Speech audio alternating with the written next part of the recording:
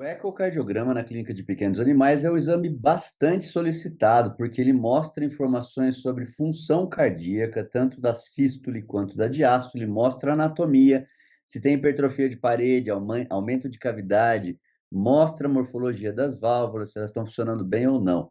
Não foi sempre assim. Há pouco tempo atrás, o ecocardiograma não era tão solicitado. E agora, você que é veterinário tem que estar por dentro para entender as principais variáveis que ele avalia. E duas variáveis que mostram sobre função sistólica, das mais importantes e corriqueiras, são fração de encurtamento e fração de ejeção. E é sobre isso que eu vou te mostrar desenhadinho aqui nesse vídeo, de como funciona e quando não funciona, quando você tem que ficar de olho, é uma situação bem importante. Então já clica para curtir esse vídeo, compartilha com outros colegas e também, se você não está inscrito no canal, já clica e se inscreve, porque vai te ajudar bastante. Então vem comigo para a nossa tela de desenho, já deixo tudo preparado aqui. Primeiro ponto é lembrar que o ecocardio é um exame que a gente está fazendo em tempo real, ele nos dá informações bidimensionais de uma estrutura que é tridimensional. Então, como é que isso é feito? A gente primeiro pega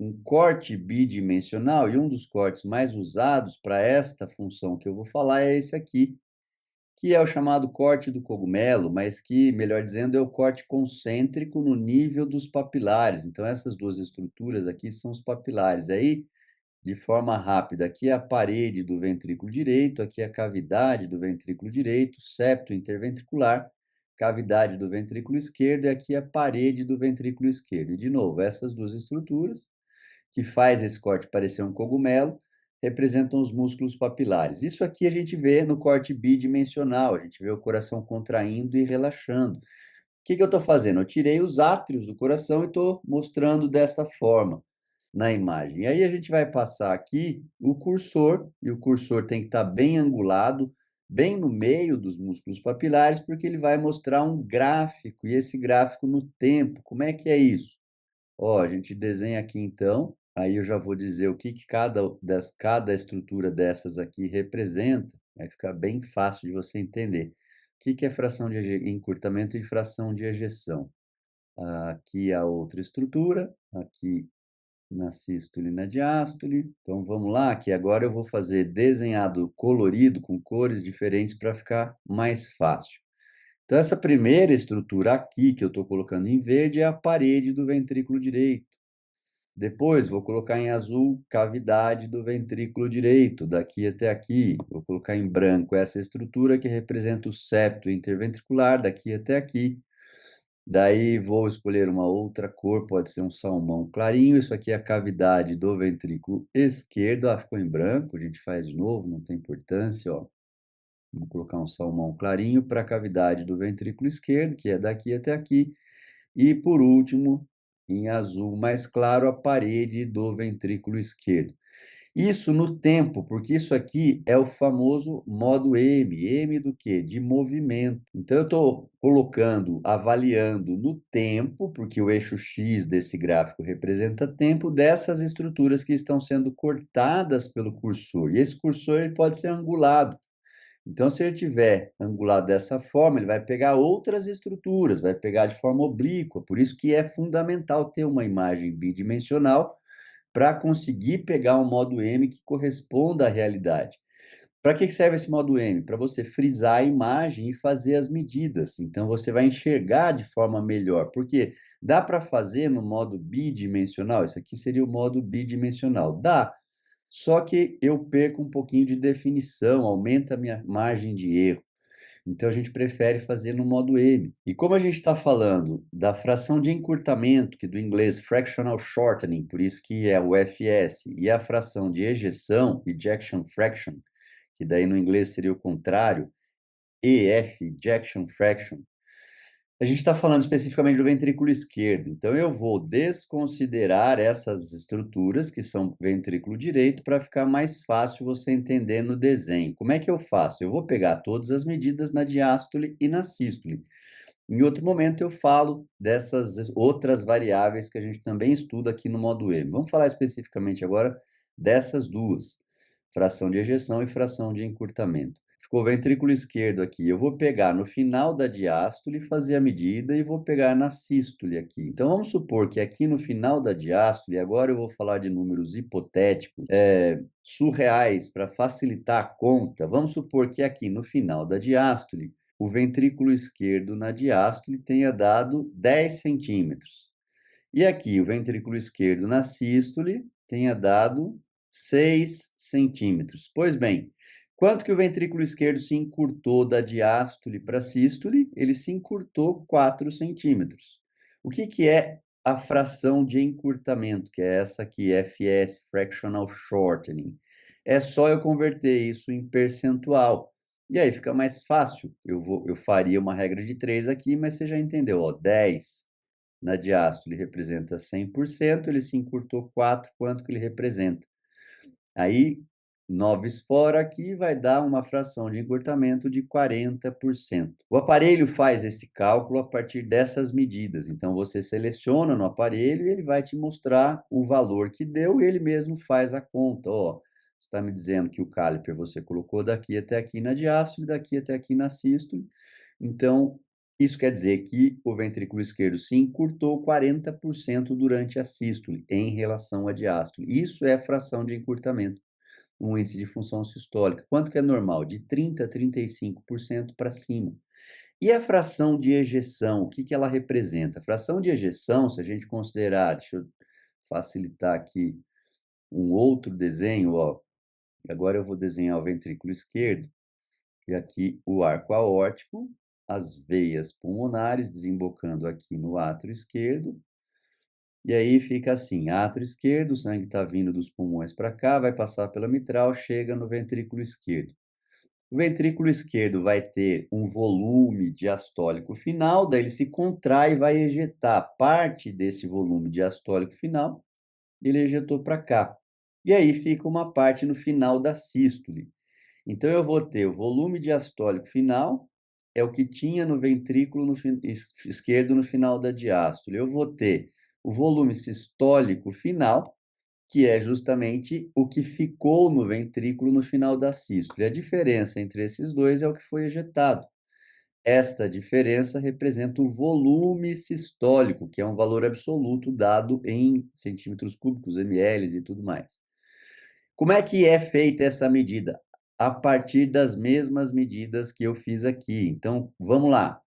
Isso aqui é o ventrículo esquerdo na diástole. Quanto ele media? 10 centímetros. O ventrículo esquerdo na sístole media 6 centímetros. Lembrando que são números hipotéticos e irreais. Como é que eu converto essa medida aqui em volume? Porque aí eu vou ter o volume durante a diástole, no final da diástole. Se eu elevar isso aqui ao cubo, eu vou ter 10 ao cubo centímetros cúbicos, que é a mesma coisa que ml. Então, eu estou convertendo a medida para saber quanto de volume tinha aqui no final da diástole, que vai representar o volume diastólico final, que nessa conta hipotética seria 1000 ml. Mesma coisa o aparelho faz com o número que deu aqui na sístole, 6 ao cubo. Então, 6 ao cubo, centímetros cúbicos, a mesma coisa que ml. Então, 6 vezes 6, 36, vezes 6, 216, que representa o que ficou no final da sístole, em termos de volume, 216 ml. A diferença entre eles, que vai dar 784 ml, representa o volume sistólico, um número absoluto. Voltando ao desenho aqui, se eu peguei, então, o corte bidimensional no nível dos músculos papilares do ventrículo esquerdo, tracei o modo M, fiz as medidas, se essa medida deu 10 centímetros, aqui deu 6 centímetros. Pois bem, isso representa dizer que no final da diástole, o ventrículo esquerdo tinha 1000 ml. Depois, no final da sístole, vindo daqui, ele ficou com 216 ml. A diferença é o que foi ejetado para cá, 784 ml. Isso em uma sístole, volume sistólico. Se multiplicar isso por quantas vezes o coração bombeou por minuto, eu vou ter o débito cardíaco. Essa é uma das formas que a gente tira o débito cardíaco, então, no ecocardio, através dessa fórmula chamada de Tycho's, que foi o cara que desenhou tudo isso aqui. Ah, mas o ventrículo não é cúbico, então eu não posso elevar esse número ao cubo. Pois é, esse cara fez a correção da fórmula, por isso que é usada numa forma, não é uma fórmula, não é tão simples assim como eu estou falando, isso é um jeito de você entender o conceito. O outro conceito que eu prometi no início do vídeo, e quando isso não funciona, quando não me dá um número verdadeiro? Quando, por exemplo, eu tenho endocardiose de válvula mitral, que representa a maior cardiopatia adquirida em cães. A válvula mitral não está se fechando.